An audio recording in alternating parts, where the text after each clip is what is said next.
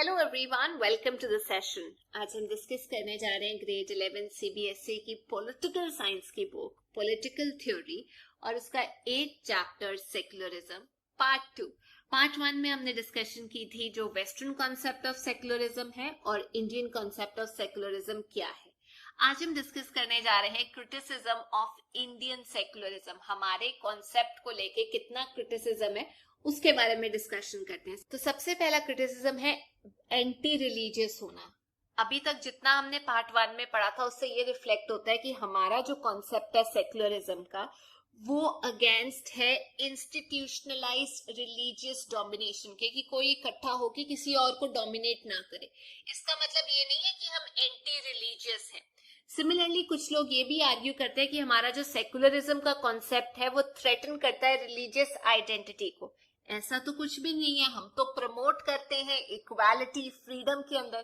तो डेफिनेटली जो रिलीजन है वो किसी भी तरीके से थ्रेटन नहीं होता हमारे कॉन्सेप्ट के साथ। ऑफ कोर्स कुछ लोग ये भी बोलते हैं कि रिलीजन की जो आइडेंटिटी है आप उसे बदलना चाहते हो।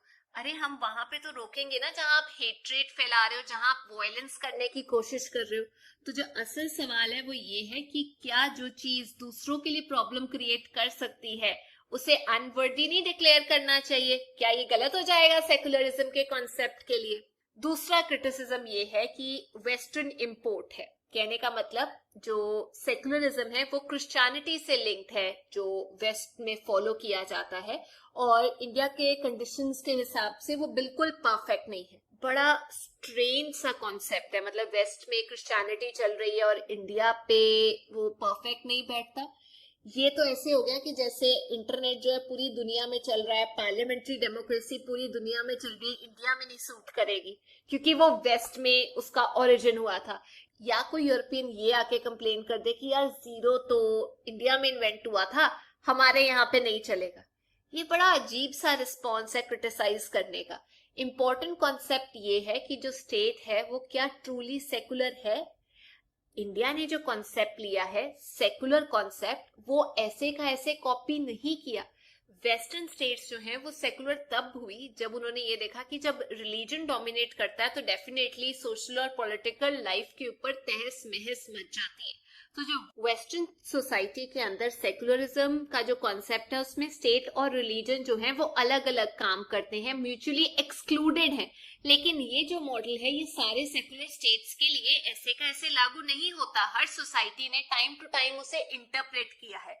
कुछ ने अपना डिस्टेंस रखा रिलीजन से ताकि प्रमोट किया जा सके पीस, और कुछ ने कहीं ना कहीं टाइम टाइम पे आके, जैसे इंडिया ने इंटरवीन करना जरूरी समझा कि कहीं पे कुछ गड़बड़ तो नहीं हो रही, तो इंडिया ने इवॉल्व किया अपना एक वेरिएंट सेकुलरिज्म का जो वेस्ट की कॉपी नहीं है। ऑफ कोर्स वो वहां से यहाँ पर कॉपी चलनी भी नहीं थी।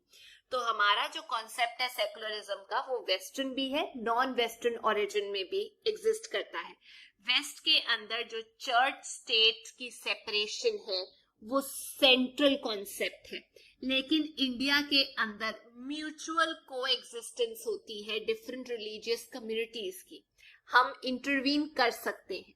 तीसरा क्रिटिसिज्म माइनॉरिटीज को लेके, ये एलिगेशन लगाया जाता है कि जो सेकुलरिज्म है वो माइनॉरिटी को हो सकता है कहीं ना कहीं ज्यादा फेवर करे। चलिए मान लीजिए मैं आपसे एक सवाल पूछती हूँ। मान लीजिए आप ट्रेन में ट्रेवल कर रहे हैं और वहां पर 4 पैसेंजर्स बैठे हुए, एक जो यात्री है वो चाहता है कि वो सिगरेट स्मोक कर ले और जो बाकी दो हैं दे आर लाइक ओके मर्जी है, हम मतलब कुछ बोलेंगे नहीं, हम भी स्मोक करते हैं बट अभी मन नहीं है हम लोगों का स्मोक करने का।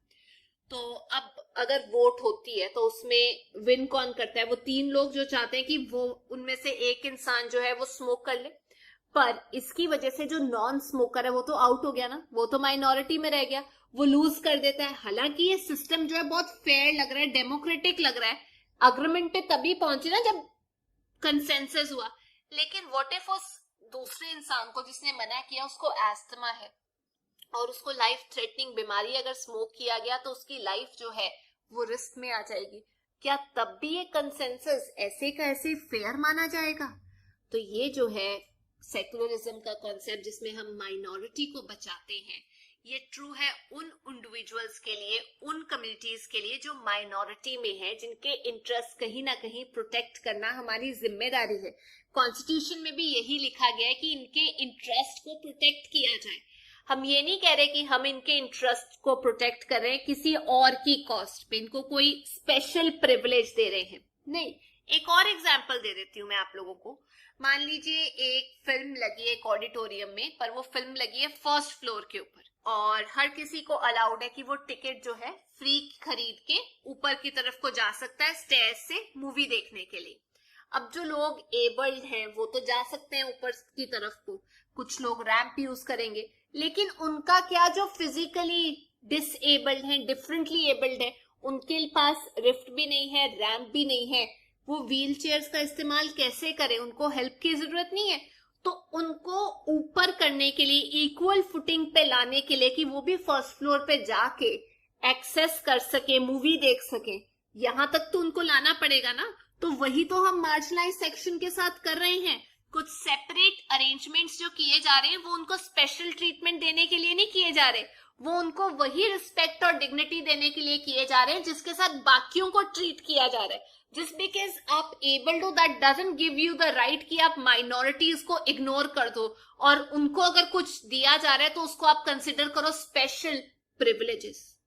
एक और एलिगेशन लगाया जाता है कि आप बहुत इंटरवेंशनिस्ट हो। कहने का मतलब जो हमारा सेकुलरिज्म का जो मॉडल है वो रिलीजियस फ्रीडम को कहीं ना कहीं कर्टेल करता है। ये आप गलत पढ़ रहे हैं सेकुलरिज्म के कॉन्सेप्ट को। इंडिया में ऐसा कोई तरीका नहीं है जिससे जो रिलीजन है उसको कहीं ना कहीं कर्टेल किया जाए। हम नॉन इंटरफेरेंस की पॉलिसी जो है वो तब रखते हैं जब आप कोई हार्म नहीं पहुंचा रहे सोसाइटी को। हम तब इंटरफेयर करते हैं जब हमें ये लगता है कि सोसाइटी में कुछ गलत हो रहा है। अगर सब जगह पे आप बराबर लॉज लगा देंगे तो आप ये बोलेंगे कि यार पर्सनल लॉज जो है ना सारे रिलीजन्स के, उन्हें खत्म कर दिया जाए। पर हमारा जो सेकुलर कॉन्सेप्ट है उसमें हम अलाउ करते हैं कि हर रिलीजन के अपने पर्सनल लॉज हो, मैरिज को लेके, इनहेरिटेंस को लेके, फैमिली मैटर्स को लेके। कम्युनिटी टू कम्युनिटी ये डिफर करते हैं। कॉन्स्टिट्यूशन में इनको प्रोटेक्ट किया गया। हम एकदम अंदर घुस के ये नहीं बोलते कि यार ये गलत है, यूनिफॉर्म सिविल कोड लेकर आओ, क्योंकि हमें पता है जो कम्युनिटीज हैं अलग अलग लॉज पे जीती हैं। लेकिन इन लॉज की वजह से अगर कुछ बेसिक प्रिंसिपल्स को प्रॉब्लम हो रही है, जैसे विमेन जो है उनको ट्रीट ठीक तरीके से नहीं किया जा रहा, उनको अनइक्वली ट्रीट किया जा रहा है, ये तो गलत है ना। तो उस टाइम पे जो पर्सनल लॉज हैं, बेशक वो रिलीजन के अपने हो, स्टेट को उसमें इंटरवीन करना पड़ेगा, पर्सनल लॉज को रिफॉर्म करना पड़ेगा ताकि वो कंटिन्यू कर पाए। पर ये तभी हो पाएगा अगर स्टेट इंटरवीन करे। माइनॉरिटी राइट्स किसी के भी नहीं लिए जाएंगे, इक्वालिटी दी जाएगी मेल और फीमेल को। रिफॉर्म लाने जरूरी है अगर आप कुछ ऐसा लेकर आ रहे हो जिससे सोसाइटी को हार्म हो रहा है। एक और एलिगेशन है वोट बैंक पॉलिटिक्स को लेके, फिफ्थ एलिगेशन, कि ना सेकुलरिज्म में ना पॉलिटिक्स खेली जाती है। जो इलेक्शंस हैं उनमें भी वोटें मांगी जाती है कि भाई मैं ना तुम्हारी कम्युनिटी के लिए ये काम करूंगा तो मुझे वोट दे दो। पहले तो मुझे ये बताओ कि ठीक है, इसको सही तरीके से समझते हैं। अगर कोई पावर में आके किसी को अपलिफ्ट कर रहा है तो उसमें कुछ गलत है, प्रोवाइडेड जो मेजॉरिटी है उसको प्रॉब्लम या उसको हार्म ना पहुंचाया जाए।